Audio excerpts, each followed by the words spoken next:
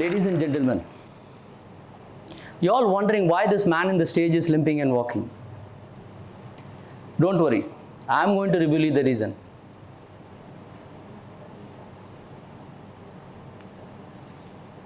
This is the picture of the caliper that I use. It's an assistive device that helped me while walking because I got affected with polio when I was 1 year old. I started using this only at the age of 23 years. Had I had this during my childhood, I would have probably used this as a weapon to defend myself from my oppressors. During my childhood, I felt I was very weak because of my disability. I was more angry on myself than on my bullies. Let me take you back in time. I remember it was the year 1988. Being a boy from a middle class family, I wanted to play games like gully cricket, 7 stones, etc. But unfortunately, I was not included by my fellow kids because of my disability. I was more angry on myself than on those kids who excluded me. I remember those days where I wanted to ride a bicycle like normally every other kid used to do of my age. I felt because of my disability, I would need a cycle like BSA Champ. Do you remember the cycle that has side wheels attached to it? Does not have a bar in between? I felt that would be the right fit because of my disability. But my elder brother encouraged me that I could ride a normal bicycle like every other kids do. He took me out and taught me how to do that. After spending few hours of time, I could successfully learn it. And my brother surprised me with a raised bicycle. That cycle used to be the world for me because that was close half to me. That made me feel that I'm no lesser than anyone. One day, when I was going to my friend's house, I was stopped by an elderly teen and he took away my bicycle. I felt helpless because of my disability. I felt I was very weak. That's why I could not do anything. I was once again more angry on myself than the guy who bullied me. I remember in spite of graduating from one of the topmost government colleges in Tamil Nadu, which I got by my merit, my first opportunity was with the sugar factory, where I was rejected with no reasons given. I was curious to know the reason for my rejection. I requested my brother to check with the HR because he knew them. Upon checking with them, we got to know I was rejected because of my disability. Just in case if there is a fire in the factory, it would be difficult for me to escape and survive. And there was another rejection from a company in Dubai who did not accept my application, stating they don't deploy people with disability. I was yet again more angry on myself than those HR of those companies. I started asking myself, why God made me like this, because of which I'm going through all these problems in my life. One day, when I was randomly searching on the web, I got the following definition for disability. I wanted to share with you all.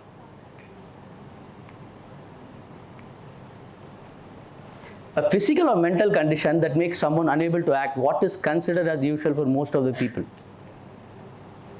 After reading this made me feel even more angry. Did you know the synonyms?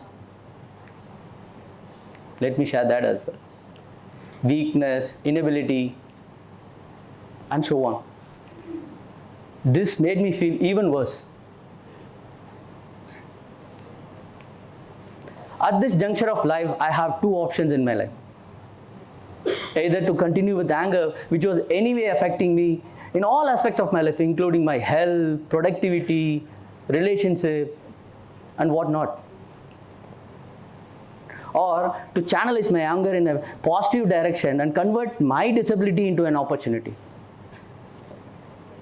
I decided to choose the option 2. I started learning music, yoga, meditation, even Reiki, opted for a mentorship, and associated myself with like-minded friends.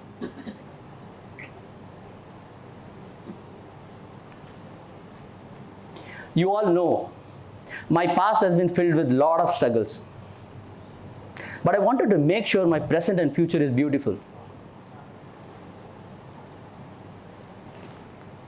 I decided it is no better time than now to start in this present moment as the future is here. And today, I can confidently tell you my own definition for disability. It's not the disease. According to me, it's an inefficiency that can be overcome with right assistive devices in most of the cases. Today, I would like to share you the exact process, how I converted my anger and channelized that to grow in every aspect of my life by adapting that. Ladies and gentlemen, here comes the adapt process that I followed. Let's see that in detail. Acceptance. Once there were a group of people who were praying to God, God, please help me solving our biggest problem in life. Listening to them, God appeared in front of them, asked them to write their biggest problem in a chart and put it in a bowl. Every individual wrote their biggest problem and they all put that in a bowl. Now God shuffled that and asked every individual to pick one chart. Everybody picked one chart, and after reading that, they realized their problem was far better than others. They asked God, God, please give back our problem because our problem is very minuscule. So ladies and gentlemen, there are people in this world who are always having much more bigger problem than us.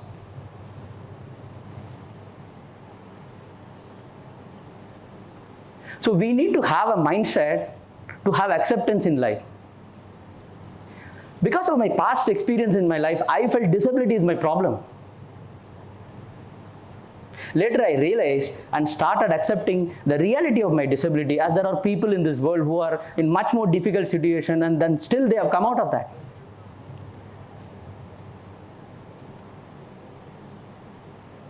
I started loving myself more and more every day and being grateful for what is there in my life.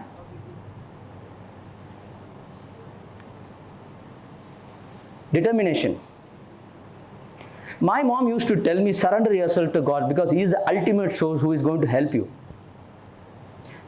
I heard from my friends that Lord Ayyappa is one such a God. Being a kid, I aspired to visit that temple. When I checked with my friends, I also learned this temple is actually in the deep of forest. When I expressed my wish to my mom, she got very much worried because I'm already a disabled person. She does not want to invite one more problem in my life.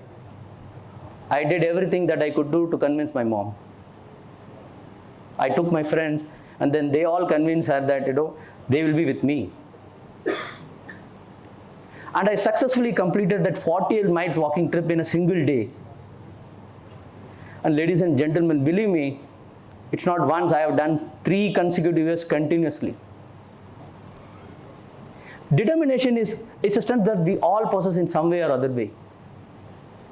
Even if it takes longer for us to reach the line, all it matters is to be part of the journey.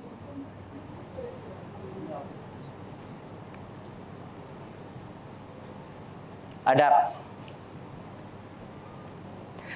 As Charles Darwin says, it's not the toughest who survives, not the most intelligent survives, it's the one who adapts to the changes survives.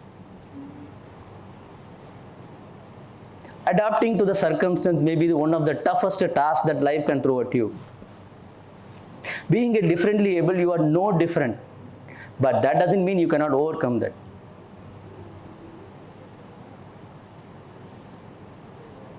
You can always overcome any problem in your life.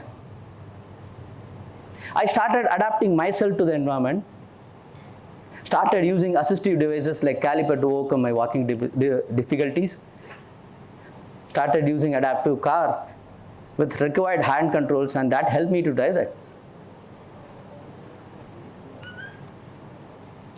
Persistent. There were many incidents in my life where I could have easily chosen the path of giving up. For example, few years back, I wanted to get a term insurance policy for me. I tried various service providers, but there wasn't any positive response from anyone. Finally, I got a response from one service provider where I could complete all the formalities, including the medical screening.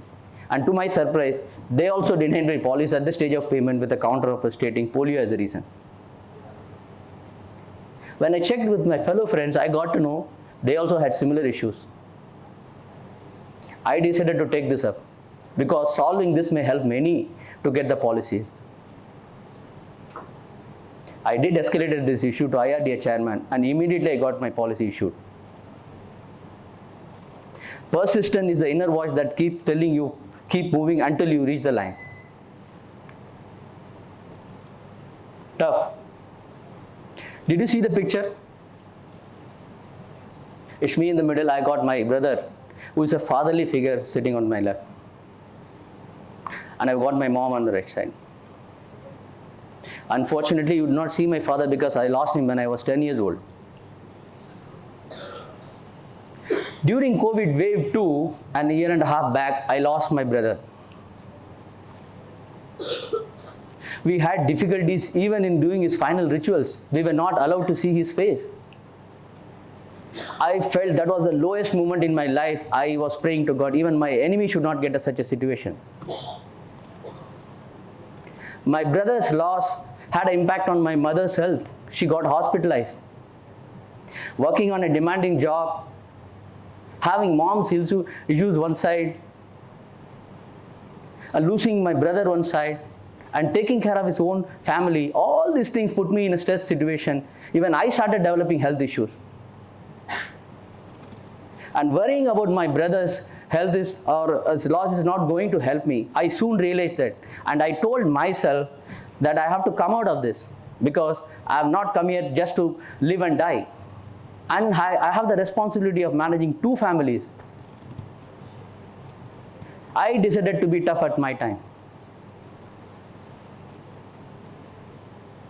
Today I can confidently tell you I could overcome this with the family support where my mom, my wife, and my lovely son, all these people supported me and which helped me to come out of this. You can always be tough to overcome any situation. And this reminds me with the story of Karli Takacs. It was the year 1938, a man in the Hungarian army, his name was Karli Takacs, the greatest pistol shooter that country had ever seen, who has won several national and international medals. His only goal was to win the Olympics gold medal for the country and to become the best shooting hand in the world. One day during his army training, his right hand got damaged to a faulty grenade explosion, thereby leaving him a permanently disabled guy. Now Karli had 2 options in front of him.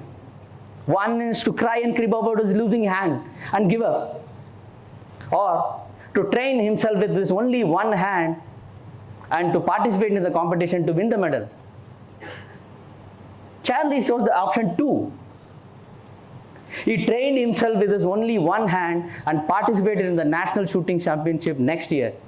Upon seeing him, his friends said, "Karli, we admire your sports spirit. You have come here to cheer us despite the misfortune you had in your life." But Karli politely replied them stating, "Friends, I have not come here to cheer you, whereas I have come here to compete with you. Get ready." While everybody were fighting with their 2 hands to win the medal, Karli was fighting with his only one hand. Guess who won? Karli won. And he did not stop there. He went on participating in 1948 and 1952 Olympics and became the first man to win the gold medal back-to-back, which became the history in the Olympics. Impossible wasn't the word that was available in the dictionary. Ladies and gentlemen, we have 2 types of people, losers and winners. Losers find 1,000 reasons to say why they failed, whereas winners need just one reason to drive them towards their success. We all have one life, and we have to own that. Whether we need to be a loser or a winner, It's a shot that we need to take. Thank you.